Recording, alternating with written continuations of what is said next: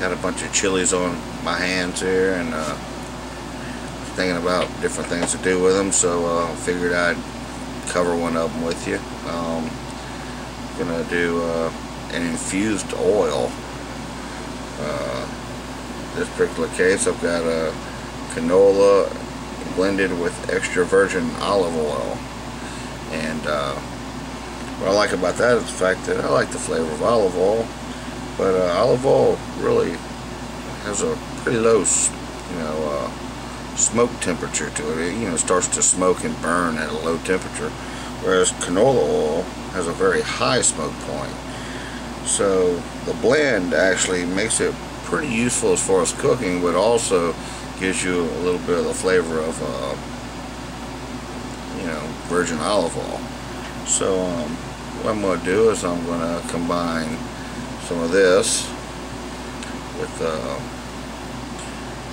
3 orange habaneros, 3 Caribbean red habaneros, 6 Cayenne chilies, and 4 cloves of garlic. Or is it 3 cloves of garlic? How many cloves of garlic I have? I don't have a whole bunch of them left.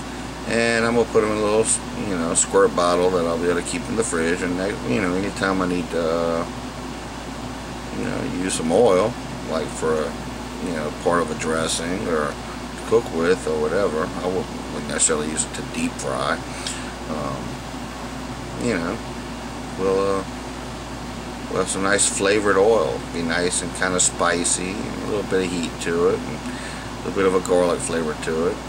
And it's one way to use the chilies, whether you growing them and you just got some, you're just looking for something to do with, or whether you just bought some from the store or whatever. It's one of many options as far as uses of the chili. So without further ado, let's get right to it. Alright, so I got a saucepan or a bowl, whatever you want to call it, and I'm making about 2 cups worth. That's what the container holds. I'm going to put a little more in the cup worth of this right here in there, and I'll put that over low to medium heat. I don't want to bring it up real fast because I don't want it to flash on me, where it starts, like the temperature starts running up real quick, and you can turn the heat off and it still just keeps going up and up and up. So what you want to do is you want to bring it up kind of slowly. I'm looking for it to get around 200. Everybody seems to have a problem with the idea of botulism when it comes to this kind of stuff. But botulism has one enemy, is heat. And in pressure canning, what you're really basically getting is you're getting the ambient temperature up to around between 240 and 250 and keeping it there for about 12-15 minutes. But botulism actually dies at the bacteria actually dies a little bit before that temperature is met, but because of the way canning is, that's kind of the consistent measurement to make sure that it's all clean and everything. But for the sake of YouTube and everything, and I've done this without going through these measures before, but just in case, I don't want to get anybody sick or nothing out there. And you see the temperature is getting right around 200. What I've got here is 3 orange habaneros, 3 Caribbean reds, and 4 cloves of garlic, and 4 cayennes, all diced up, seeds and everything. We're gonna get all caught up in all that. If you're ever gonna dry your seeds and use them for something like this, you would want to de-seed them first. But in this particular case, I'm looking for the most oil extraction as possible. So I've got it coming up to temperature.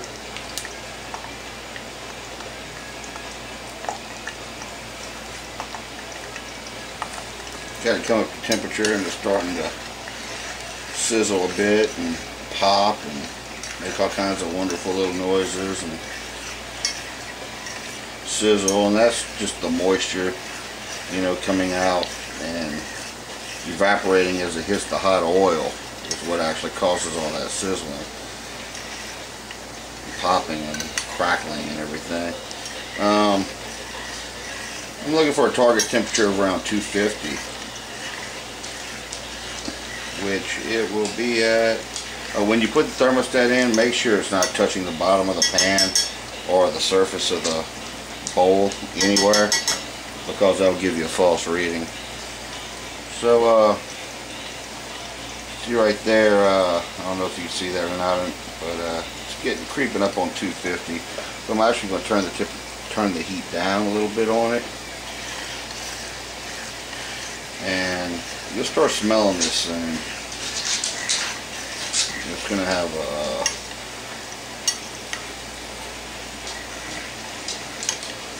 a strong chili smell to it, and of course, because I'm videoing, the dogs will start barking. Sarge! Just stir it up, kind of keep it agitated. And now we're holding right around 240. But it's slowly creeping up. We don't want to burn this oil, because we're going to probably end up, you know, we'll end up using this in some applications where we're cooking with. This is not a, like I said before, this is not a just an extra virgin olive oil. It's a blended oil. So we ought to get the best of both worlds. We ought to be able to have some of that virgin olive oil flavor, but also be able to have a higher smoke point. And when I saw this stuff, I decided that, why not try it? I've done this with extra virgin olive oil, virgin olive oil. I've done it with plain olive oil. I've done it with canola oil. I've done it with corn oil. I've done it with vegetable oil. It imparts its flavor in any particular way you do it, but extra virgin, you know, it's expensive, and it has its own unique flavor that you're looking to take advantage of to begin with. So, what we're going to do is hold this temperature for a couple of minutes, and what you'll see is it start to brown a little bit. You'll see the pieces of garlic and everything starting to darken up on you a little bit, and you'll smell it throughout the kitchen really well. You don't want to burn none of these things. It'll give you a bit of a bitter flavor. So you don't want to burn it. But as a matter of fact, most people would tell you that I'm overdoing it right here, running it up and keeping it at 245 for a couple of minutes. But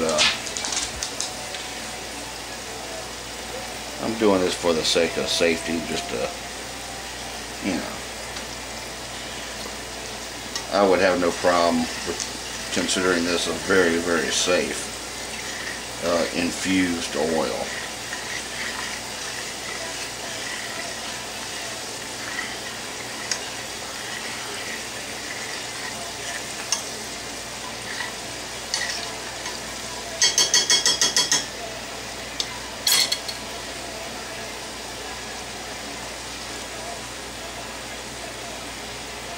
So we're creeping back up, so don't walk away from this stuff.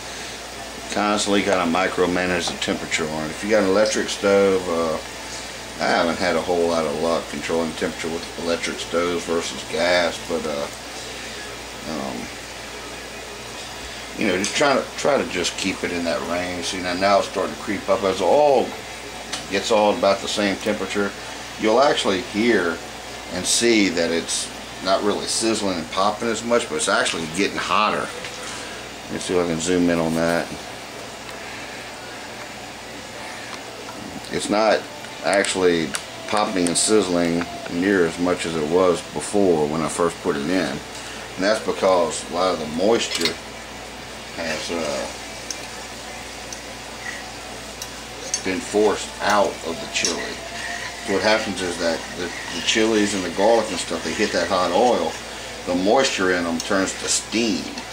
And that steam hits that oil, and that's what causes all that sizzling and popping and everything. So you can keep that in mind actually when it comes to just cooking with oil, like deep frying something. Once it gets to the point where it's not sizzling and popping, you done cooked all the moisture out. And once all the moisture is gone out of it, what you're going to have is, instead of that moisture trying to push out of whatever you're frying, the oil is going to start trying to move back in. So now it's done. We've done reached 250. I'm going to kill the heat. I'm going to leave this just as it says until it gets down to a little under 100 degrees. And at that point in time, I'm going to come back to you, and it'll sit there and keep doing this, and it's going to be releasing all those juices and everything, all the oils, because the flavor from the garlic and the chilies, it's not water, it's oil, and because they're in oil, they easily, you know, kind of combine, and it flavors the oil. Once all the moisture is out,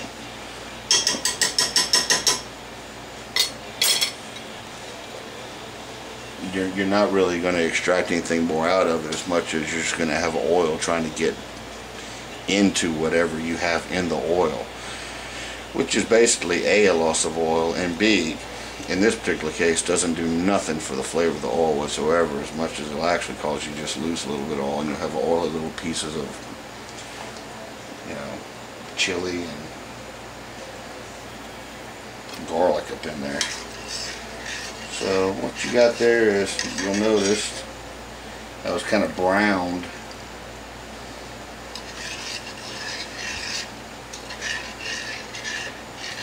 And we're going to let this cool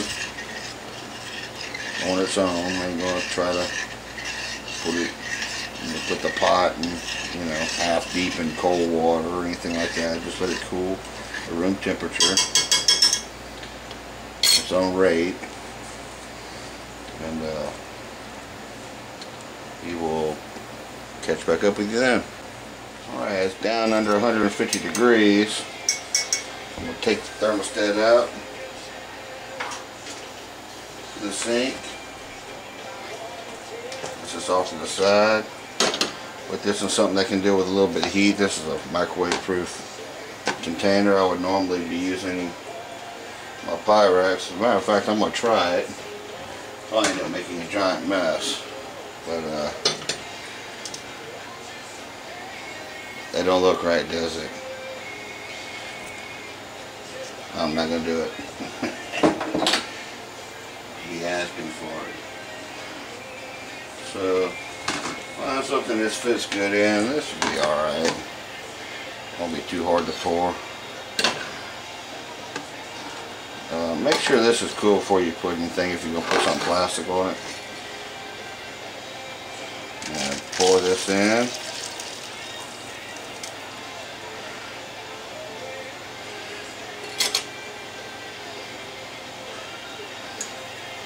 Alright. Get all the little bits and pieces out.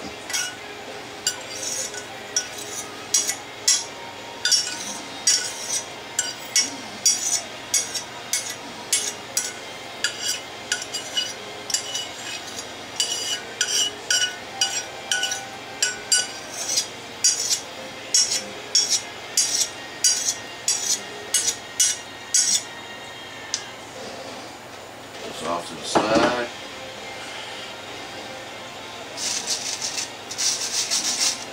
Now stir this around a bit, try to get some of the excess oil off. If you got something this fits your better in, that would work better, but I do not. Now you can use some of these if you're about to cook something right away, or you can just discard them. I'm just going to throw these away. Or you can actually store them in there with the chilies, but I don't like to do that. I like to keep it with the oil. I like to keep the oil kind of real clean.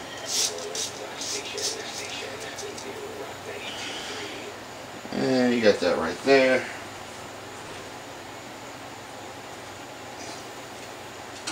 Off to the side.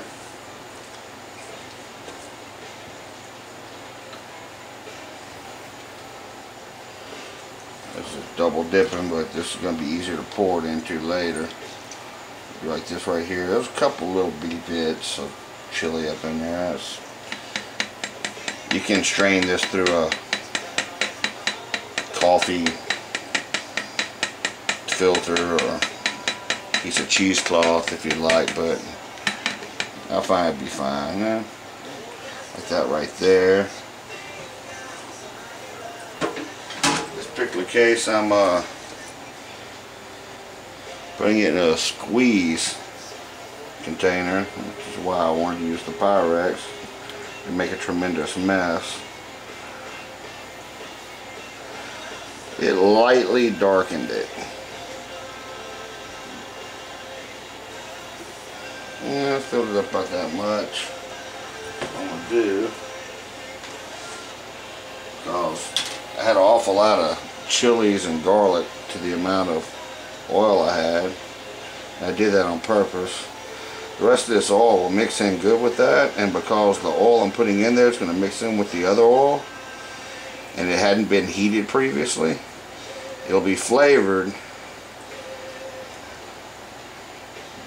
but it won't really be tempered. And what I mean by that, I guess I should say, is it won't you'll have a higher flash point if you want to cook with it.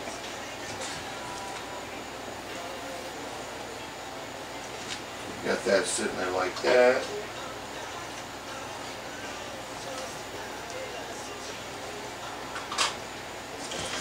Put a lid on it. Make sure it's snug. Bring it over the top. Shake it up real good.